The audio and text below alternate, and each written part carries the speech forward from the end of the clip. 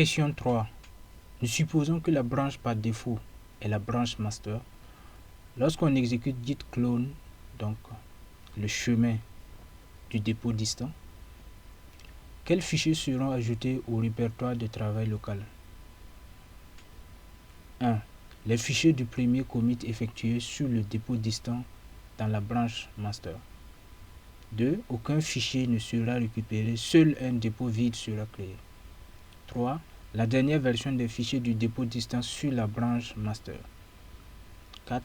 La dernière version des fichiers de dépôt distant sur la branche créée la plus récente. Donc la plus récemment. Donc parmi les propositions, les 4 propositions, quelle est la bonne proposition? Donc ici, si nous regardons la première proposition, les fichiers du premier commit effectué sur le dépôt distant dans la branche master. Donc c'est faux. Donc on ne peut pas uniquement récupérer uniquement les fichiers du premier commit. Donc ça n'a pas de sens. Donc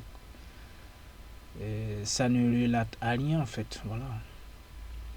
Et si nous prenons par exemple aucun fichier ne sera récupéré, seul un dépôt vide, ça aussi ça ne reflète à rien.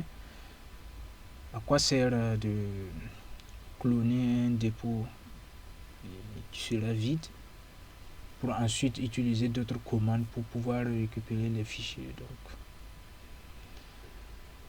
en tout cas, c'est pas la bonne réponse. Donc la dernière version des fichiers du dépôt distant sur la branche master, ça c'est la bonne proposition et nous allons faire un exemple. Donc ça veut dire que la dernière proposition n'est pas bonne aussi. La dernière version des fichiers du dépôt distant sur la branche créée la plus récemment. Donc ça ne reflète à rien. Donc c'est la troisième proposition qui est la bonne proposition. Nous allons faire un exemple.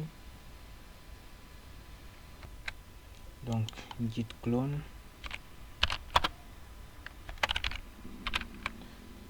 Donc tout d'abord nous allons vérifier le contenu de notre répertoire code. Donc maintenant nous allons utiliser la commande git clone. Donc, je fasse d'abord git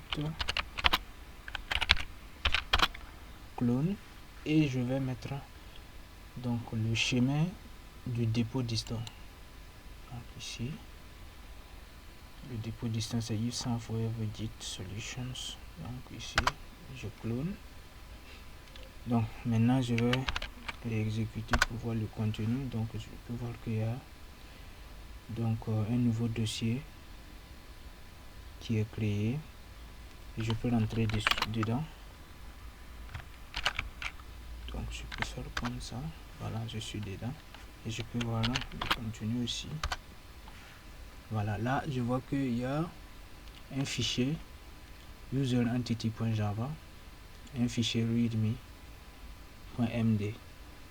Donc user entity, donc je l'ai créé dans la première question. Et maintenant nous ne voyons pas ce que j'ai ajouté dans la deuxième question parce que c'est un pull request donc qui n'a pas été effectué.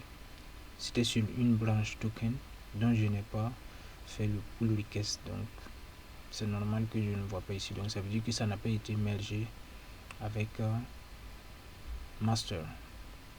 Donc ainsi s'achève la vidéo. On se donne rendez-vous sur la prochaine question. Donc nous voyons que voilà, c'est la troisième proposition qui est la bonne réponse.